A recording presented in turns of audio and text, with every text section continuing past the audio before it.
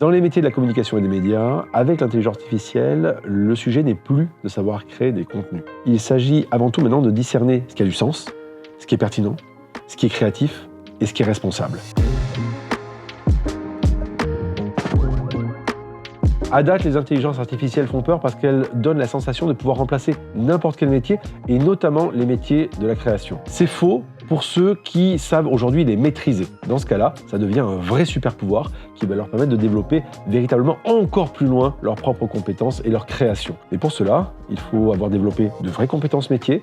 Il faut aussi avoir la capacité de comprendre comment fonctionnent ces outils pour ne pas avoir un concurrent ou un remplaçant potentiel en face d'eux, mais un vrai partenaire. Désormais, avec les IA, les savoirs et les connaissances semblent être disponibles juste en formulant un simple prompt. Il faut aujourd'hui repenser la manière de transmettre les connaissances et d'en vérifier aussi la bonne acquisition. Nous questionnons aujourd'hui les usages avant les outils. Par exemple, tous nos élèves, de la première à la dernière année, ont des cours d'intelligence artificielle pour arriver à comprendre la mécanique intrinsèque des différents outils. Nous avons développé aussi un infolab, Info FAUX, qui permet d'aider nos journalistes à créer de vraies fausses fake news pour essayer de comprendre comment celles-ci se fabriquent grâce aux outils d'IA. Ou encore, nous proposons à nos élèves en cours de prise de parole un coach IA qui va leur permettre, entre deux cours, de travailler leur discours et d'améliorer aussi leur posture physique. La facilité apparente des intelligences artificielles à produire des contenus nécessite encore plus de réflexion et de vigilance, parce que tout ce qui semble être bien dit ou bien produit ne l'est pas forcément.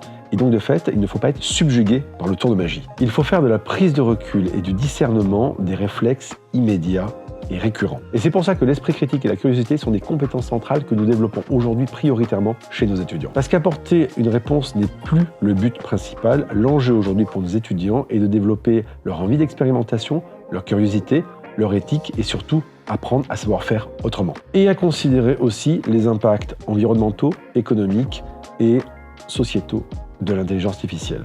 Parce que derrière chaque clic, il y a un choix, et donc chaque clic compte.